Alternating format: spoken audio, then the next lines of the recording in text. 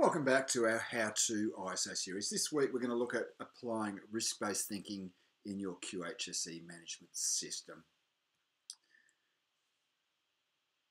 Okay, so by making a start, here's a typical management system model. If you're seeking to meet the quality standard, environmental standard, food safety, safety standard, you pick it up, you look in the introduction, you'll see a model like this. And what I'm trying to highlight in slide 1 here is, yes, there's explicit requirements in the standard. By that, I mean requirements where they explicitly require you to identify hazards or aspects and assess risk. Now, some examples would be obviously in section 6 where we've got to take action on risk and opportunity. If we're under the safety standard, we've got to identify hazards and risks operationally into our system. Similarly, under the environmental standards, we've got to identify aspects, impacts and risks. Would be some examples where the standard is overtly requiring you to be to assess risk, and we should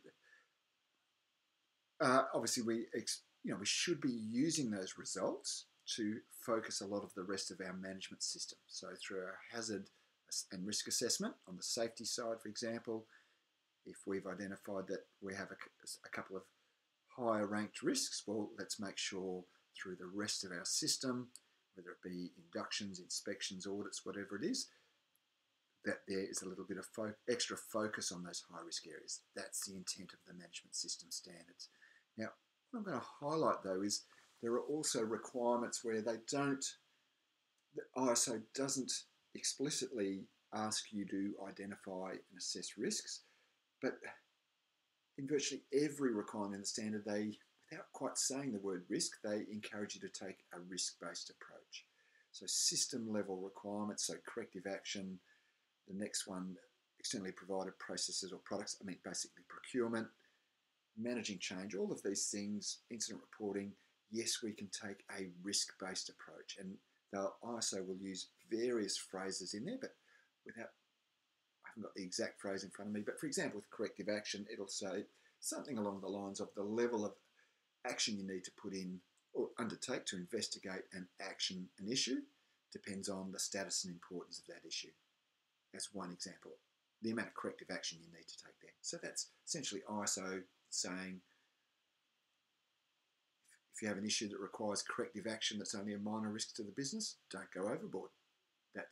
You're totally entitled to do that. You're still meeting the requirements of the standard. Conversely, if here's an issue that requires corrective action that's significant or a high risk, we'll put more effort into investigating it and actioning it. Again, the second point there, the procurement, basically, the externally provided products or services, if we have a supplier who has very minimal chance of impacting on our safety or our quality or environmental food safety outcomes, then they don't require any or only minor management through our system. I have seen work with organisations where, for example, they've got the local takeaway food shop in there. I mean, and every other supplier under the sun, it's irrelevant. You're better off, if you're applying risk-based thinking, let's identify the suppliers that are of higher risk from a safety, quality, environment, food safety perspective, whatever it might be, and we'll focus more effort on those suppliers. That's what they mean by risk-based thinking, even though in those particular requirements they don't actually use the word risk. Internal audit would be another example where they talk about the level of auditing you put into different system or operational processes depends on the status and importance of those processes, basically. Okay.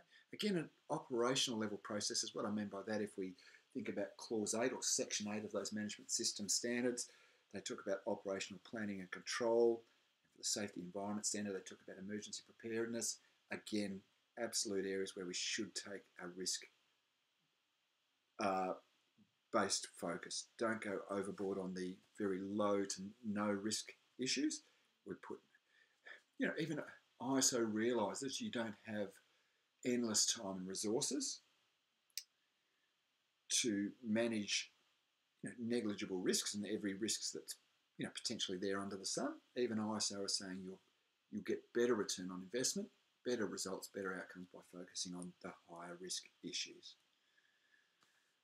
Okay, so this is an example where at that operational level, where in this particular example, our previous how to ISO videos, we've talked about the process approach.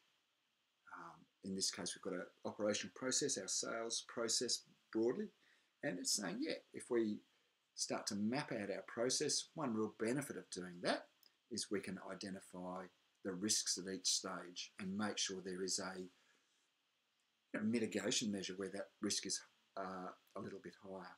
Again, this makes the risks, that kind of process mapping approach where we're identifying the risks, makes it a lot clearer than a heavily documented procedure, makes it a lot clearer to the staff and other stakeholders exactly what the risks are that need to be managed and how we manage them.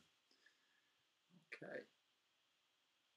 So that's it for today. Just a little short, sharp session on what is meant by risk-based thinking and how you might apply it, as we saw at the example at the end there, within your management system at a system level or operational level. On our webpage, rmsystems.com.au, on the resources page, yes, you'll see the heading How to ISO series. We've got some example process maps up there where risks in the process have been identified. If you want to use it, download those. They're free to download. We don't ask for your email or anything like that. But if you want to use that to support your learning, that would be great. Thanks for listening.